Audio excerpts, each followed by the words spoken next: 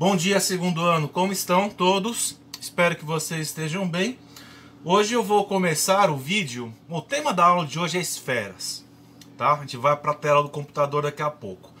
Antes de começar o tema da aula, eu quero fazer a correção de um exercício da lista de cones. Que eu entendi que vocês fizeram, todos fizeram igual e todos estão mal nessa resolução. Dado que não é um erro menor, é um erro de estrutura, é importante que eu intervenha assim e fazer a resolução deste exercício. Então, o exercício trabalha com a relação entre dois poliedros. Um cone circular reto. Aquilo que eu falei, né, os cones podem ter uma base elíptica, certo? O mais comum é o cone chamado circular. Isso eu falei na aula, quando eu passei a aula para vocês. Reto significa que este cone, vamos fazer aqui embaixo de uma vez, ele tem o eixo dele, vamos fazer aqui o círculo, é perpendicular à base, certo? Isso nos dá que a altura do cone, que é a distância do vértice ao plano da base, coincide com o eixo. O fato dele ser reto. Esse é um poliedro. E o segundo poliedro era um prisma que possui três características. Ele é quadrangular. Lembrando, os prismas, eles podem ter base pentagonal. Eles são duas bases paralelas, certo? Os prismas. Pode ter uma base que é um polígono qualquer, um quadrado, um retângulo, pode ser um pentágono, um hexágono, um triângulo, etc. Nesse caso, o prisma é quadrangular. Significa dizer que o polígono que formam as bases tem quatro lados. Bom, pode ser um quadrado, pode ser um retângulo, pode ser um paralelogramo. Aí ele diz que ele é regular. Se o prisma é regular, significa que o polígono que formam as bases é um polígono de lados iguais. Então, neste caso, um polígono de quatro lados iguais é um quadrado. E diz também que ele é reto. Significa que as arestas das faces laterais são perpendiculares ao plano da base. Não? Vamos fazer aqui o prisma para visualizá-lo. Aquilo que eu falei, né, em algum momento, gente, que é importante fazer figura. Ninguém está fazendo figura. Vocês querem resolver problemas de geometria espacial sem fazer figura? Eu não sei, vocês gostam de fazer milagres ou algo assim? Não se faz, gente. Tem que fazer a figura. A primeira aula de poliedros que eu dei foi essa, de construir figuras. Bom, dado que o polígono é regular, vou chamar o lado da base desse prisma de L. Eu sei que isso aqui é um quadrado, certo? E no enunciado ele dá que a altura desse prisma vale 12 centímetros. É uma informação importante. Bom, outras informações que ele deu foi o seguinte. A área da base do cone, vamos escrever, bom, direto, não? A área da base do cone é a área dessa circunferência, ou seja, π raio ao quadrado, onde o raio é o raio dessa circunferência aqui, esse R, certo? A área da base do cone é igual à área da base do prisma. Bom, a área da base do prisma é um quadrado, de lado L, então a área dele é L ao quadrado. Esse aqui é um dado do problema. O segundo dado é que o volume do prisma, vamos chamar de V subíndice P, é o dobro do volume do cone. Bom, agora a gente tem que resolver o problema. Qual que é a pergunta? O valor da altura do cone, certo? Bom, eu vou começar por essa igualdade aqui, porque eu achei ela interessante. Vamos fazer de azul a resolução? Vou escrever aqui. O volume do prisma é a área da base vezes a altura, certo? Então a área da base é L ao quadrado, a altura 12 centímetros. O volume do cone é a área da base, πr ao quadrado, vezes a altura, que é o h, dividido por 3. Vamos bem? Agora eu vou aplicar essa relação. Vou fazer aqui. V do volume do prisma, 2 vezes o volume do cone. Volume do prisma, L ao quadrado, vezes 12. 2 vezes o volume do cone, essa coisa toda aqui. Então, π raio ao quadrado, altura do cone, dividido por 3. Tudo bem? Bom, agora aqui é o seguinte, vamos tentar ajeitar essa equação. Esse 2 que está aqui, posso dividir os dois lados da igualdade por 2, certo? Então, quando eu fizer essa divisão, esse 2 vai valer 1 e esse 12 vai valer um 6. Esse 3 eu vou passar multiplicando. Então o que vai acontecer? 3 vezes 6 vai dar 18, certo? 18L ao quadrado. 3 vezes 6, 18. L ao quadrado igual. Esse 3 foi para o outro lado, ficou aqui π raio ao quadrado vezes a altura. E agora, o que eu faço? Agora eu vou recorrer à segunda informação do problema. Ele está me dizendo que πr ao quadrado é igual a L ao quadrado. Então, eu posso substituir aqui esse L ao quadrado por um πr ao quadrado. Então vai ficar 18, π raio ao quadrado vezes a altura.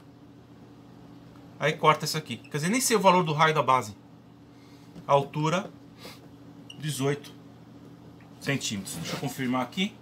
É isso aí, 18 centímetros. Certo, gente? Geometria espacial não se resolve sem fazer figura. E vocês não estão fazendo figura. Então eu não sei o que tipo de geometria espacial vocês querem aprender. Tá? Isso é uma coisa que não funciona bem. Nesse exercício ainda poderia sair sem fazer a figura. Mas eu faço a figura que para mim é mais fácil visualizar essa equação, por exemplo. Que não foi usada por vocês. E essa? Porque eu estou vendo que é um quadrado aqui, né? Quando faço a figura. Essa questão de fazer a figura ajuda a visualizar um problema. De geometria de qualquer tipo.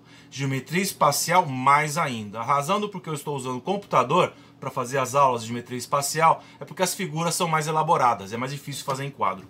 Tudo bem, gente? Agora sim, vamos para o computador e começaremos a ver esferas.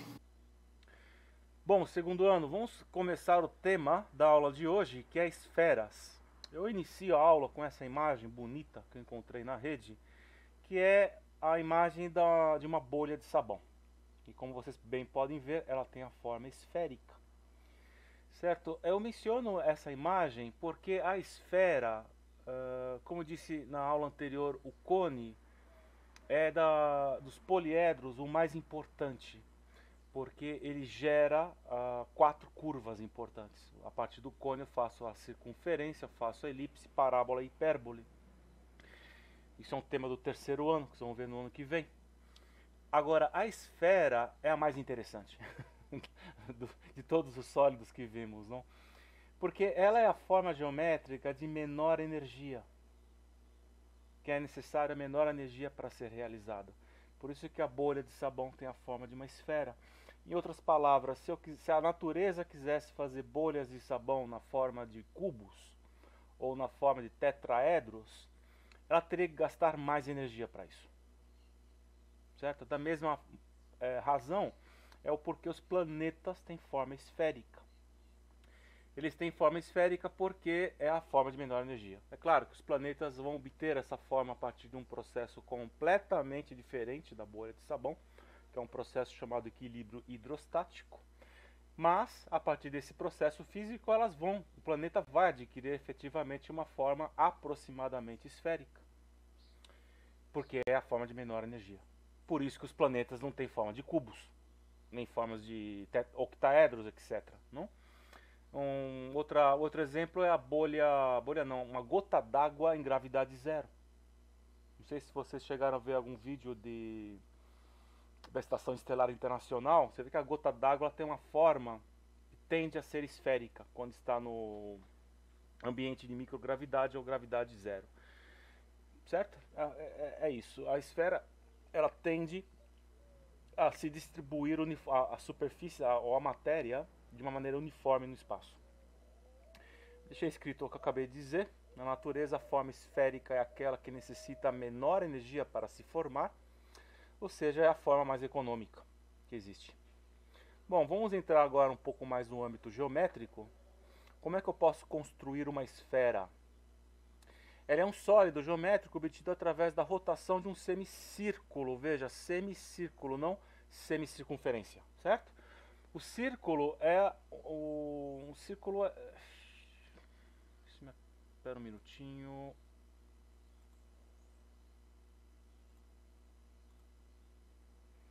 Basicamente a diferença do círculo para a circunferência é essa. Isso aqui é um círculo, certo? Isso aqui é uma circunferência. Essa é a diferença dos dois. beleza? Então o que eu vou tomar é um círculo. Aqui está representado só como uma circunferência, mas imagina que isso aqui é um círculo. Ele gira em torno do seu eixo. O eixo seria uma reta que contém o centro da circunferência, ou do círculo. E faço isso girar. E quando ele gira, ele vai preenchendo o espaço ao redor até gerar uma esfera.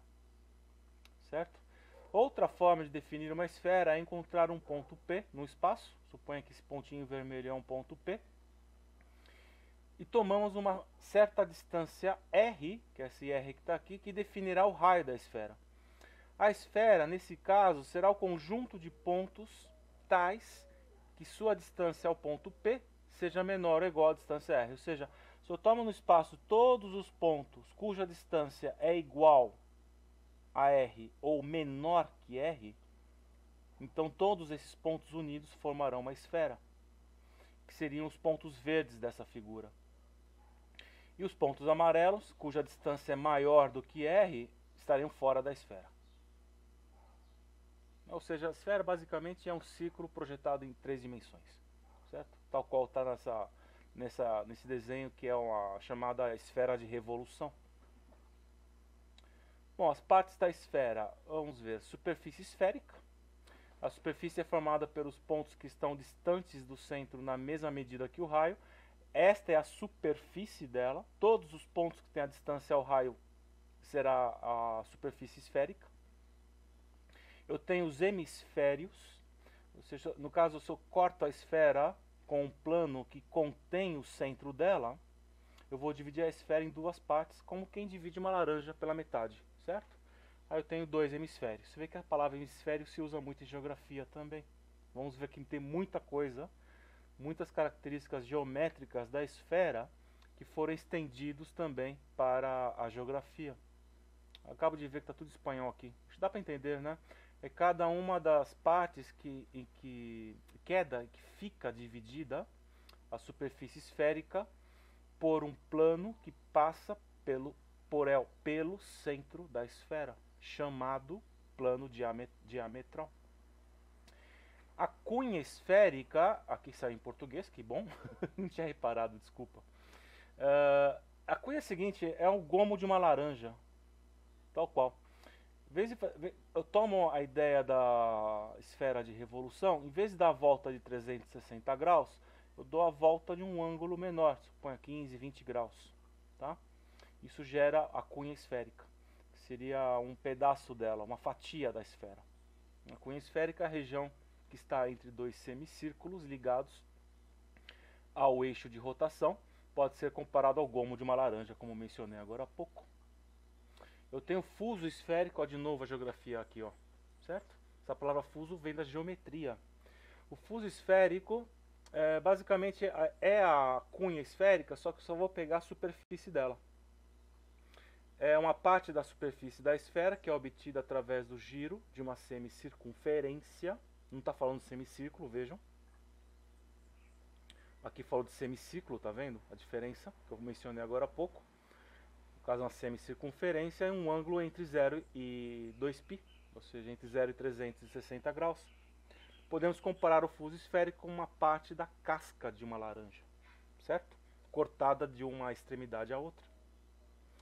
Eu tenho a chamada calota esférica, que a calota basicamente eu faço um corte na esfera que não passa pelo centro. Então eu arranco um pedaço da esfera. Certo? A calota é a parte da esfera cortada por um plano, como se pegássemos a laranja e cortássemos uma parte de cima dela, o tampão da laranja, tal qual. É a chamada calota esférica. As calotas esféricas, elas são usadas para construir espelhos esféricos. Incrível, né? E também é usada para construir lentes. Ao menos era usada. Hoje em dia, com as tecnologias modernas, já não sei mais. Mas se pode construir lentes a partir de uma calota esférica também. Uma característica geométrica das calotas, você vê que aqui eu tenho uma esfera, esse plano que está aqui, que estou indicando com o cursor, está cortando a esfera pela metade, ou seja, está cortando a esfera entre 2 hemisférios. E o plano mais sombreado está cortando o tampão da esfera, certo? Então, quando ela faz o corte, parece uma circunferência, que tem um raio R minúsculo, que é esse raio Rzinho aqui.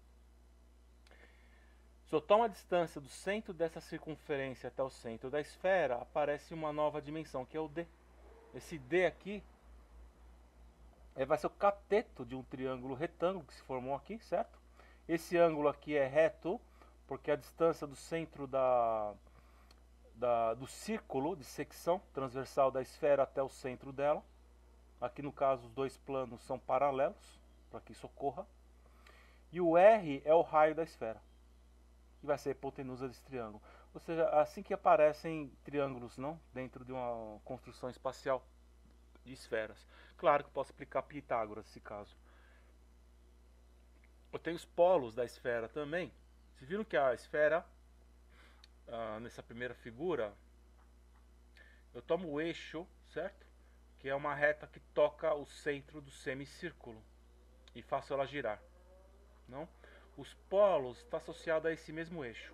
Aqui está o eixo, que está em espanhol, eje, mas é eixo em português. E onde o eixo toca a superfície da esfera, eu tenho o que se denomina os polos. Certo? Os polos são os pontos em que a superfície esférica se encontra com o eixo de rotação. Aqui já diz analogamente é como os polos sul e norte da Terra. Eu não confundo o polo norte magnético com com o eixo, com o polo de rotação, né? São coisas diferentes. Tem os paralelos e meridianos. Aqui já. Isso aqui, gente, é geometria, hein?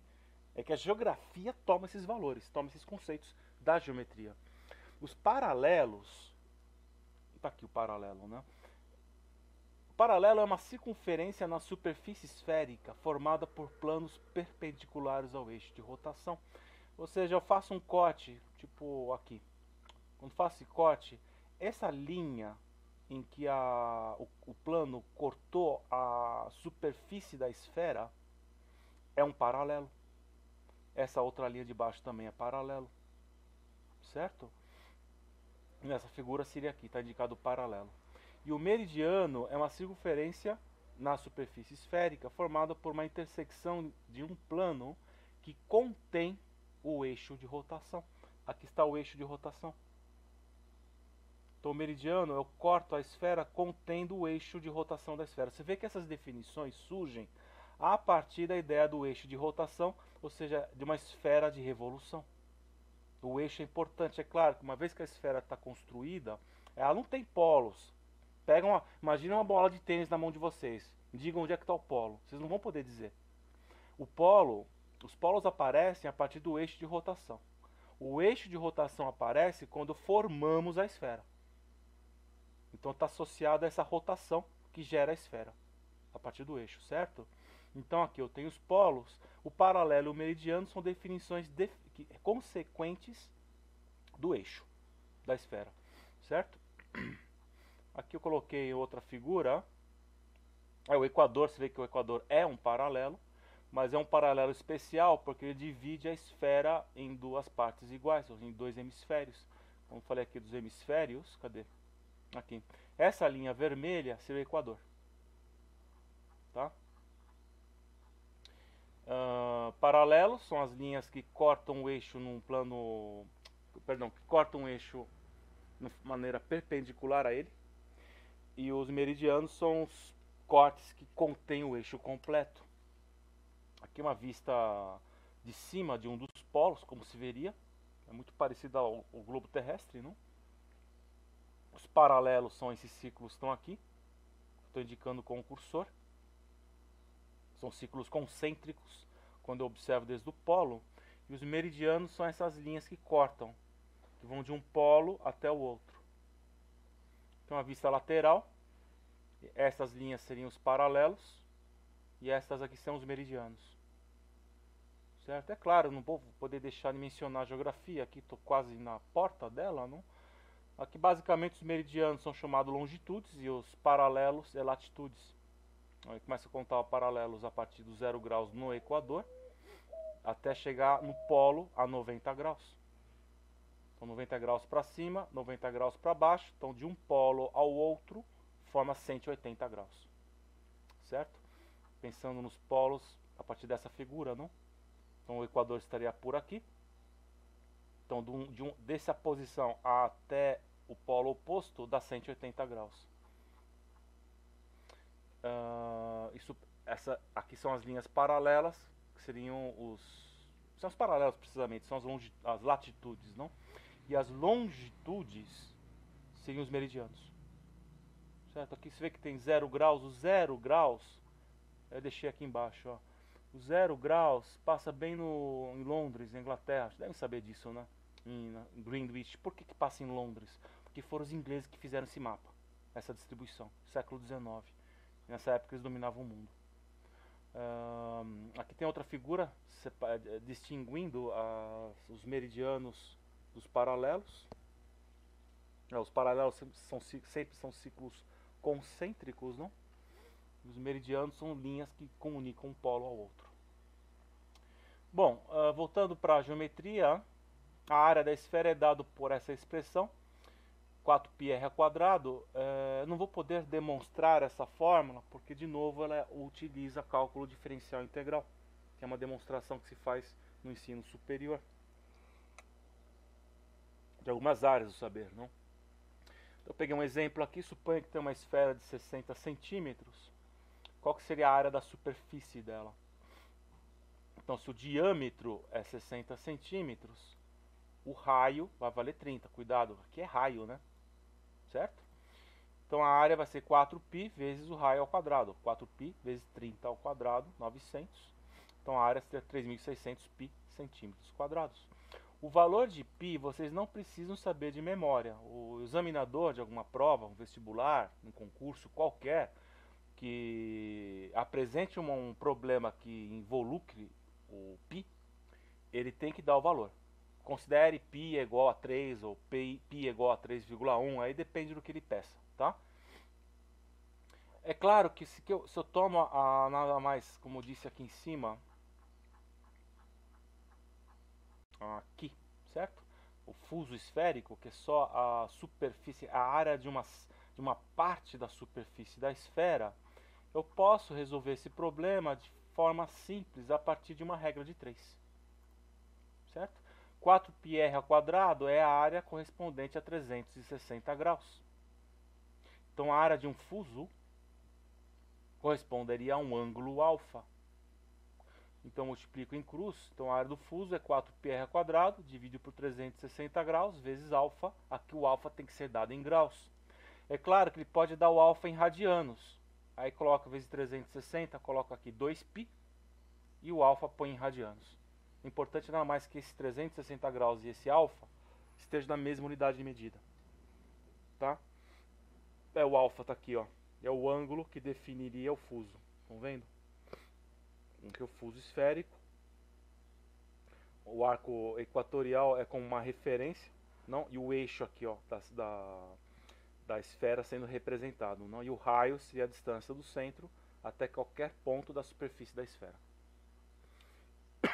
O volume da esfera de raio R, então, de novo, não posso demonstrar a fórmula, porque ele involucra uma matemática mais avançada, que é o cálculo diferencial integral. Mas ele é o valor dado por essa fórmula, 4/3 de πr². Certo? Então, por exemplo, se eu tenho uma esfera de raio 3 centímetros, então o volume é dado por 4/3 de π vezes 3 ao cubo. Não? Fazendo a conta, vai dar 36π metros cúbicos. Volume é dado em metros cúbicos, certo? A área é dada em quadrados, centímetros quadrados ou metros quadrados. Da mesma forma, eu posso pegar uma cunha esférica. Para calcular o volume dessa cunha esférica, basta usar uma regra de 3. Tem autores que apresentam essa fórmula de maneira independente dessa, viu, gente? Tome cuidado, viu? Porque essa equação aqui, ela está associada a 360 graus. Então, posso sempre associar ela a 360 graus. Então, o volume da cunha, aqui está o alfa, que é o ângulo que dá a cunha, que é o gomo da laranja, nesse caso. Aqui está o alfa, então o volume da cunha está associado ao alfa. Multiplicando em cruz, eu saio numa expressão nova. Certo? Não tem que ficar decorando fórmula, isso é importante.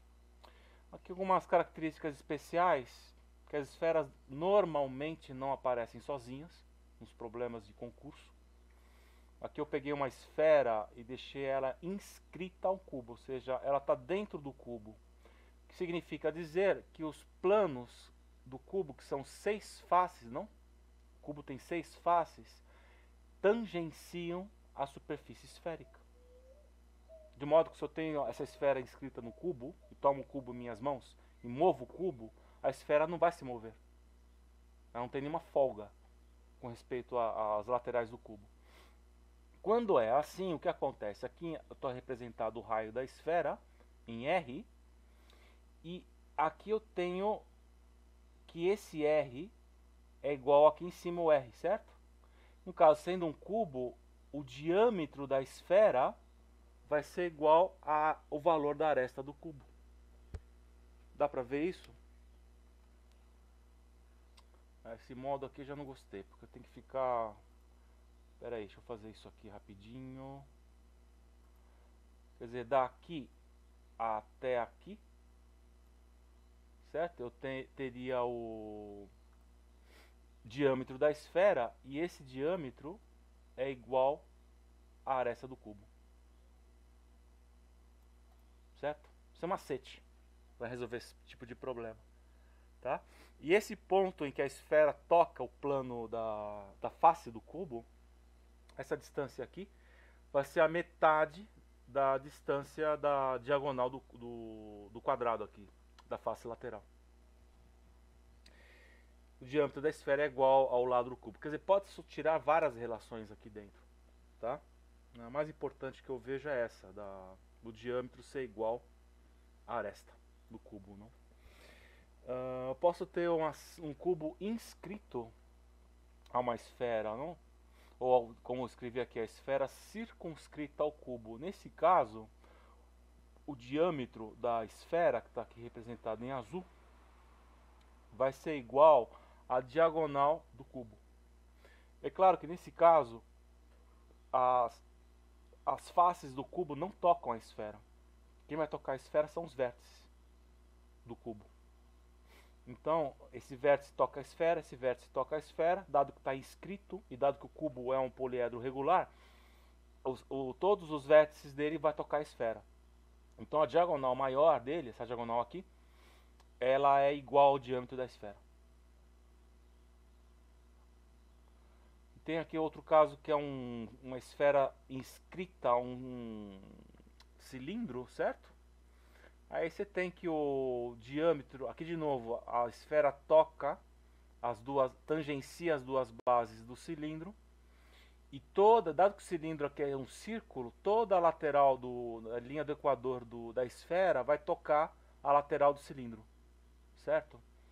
Então eu tenho aqui que o diâmetro da esfera, que é essa distância aqui, é igual à altura do cilindro, nesse caso, certo? E nessa dimensão vai acontecer a mesma coisa, o diâmetro da base vai ser igual ao diâmetro da esfera. Isso vai acontecer somente se a esfera está inscrita ao cilindro. E para estar inscrita, ela tem que ter as duas bases tangenciando a esfera, e toda a lateral da esfera, tem que tocar ou tangenciar a lateral do cilindro. Não pode ter nenhuma folga, a isso me refiro. Está dizendo, o diâmetro da esfera é igual a altura do cilindro e também igual ao diâmetro da base do cilindro, né? São curiosidades, probleminhas que caem de esfera, gente, como eu falei, nunca elas aparecem sozinhas. E curiosamente na atividade eu coloquei as esferas todas acompanhadas de alguém. As respostas estão aqui embaixo. Tentem fazer figura, tá? Deixei essa figurinha aqui para ajudar vocês. Aqui eu coloquei um cone. Deixa eu ler o exercício. Determine o volume de uma esfera circunscrita a um cone. Nesse caso, o que significa dizer circunscrita a um cone? O vértice do cone vai tocar a esfera e a base do cone vai ter que ser vai determinar uma calota na esfera, certo? Porque toda a base vai tocar a superfície da esfera. Um cone de revolução cujo raio da base vale 10 centímetros e a altura vale 20. Então eu deixei esse desenho aqui porque é isso, gente. Tem que fazer figura para resolver problemas de geometria espacial. Tem que fazer figura. Não tente fazer a olho, nem eu faço assim. Certo? Aqui eu não deixei figura, não deixei figura. E aqui eu deixei a figura porque no problema original, isso aqui é caiu num concurso, acho que uma faculdade, não sei, e puseram a figura, não? Então eu deixei a figura também para vocês poderem trabalhá-la. São 4 exercícios, eles são um pouquinho mais elaborados, parecidos com o exercício que eu resolvi hoje da lista de cones.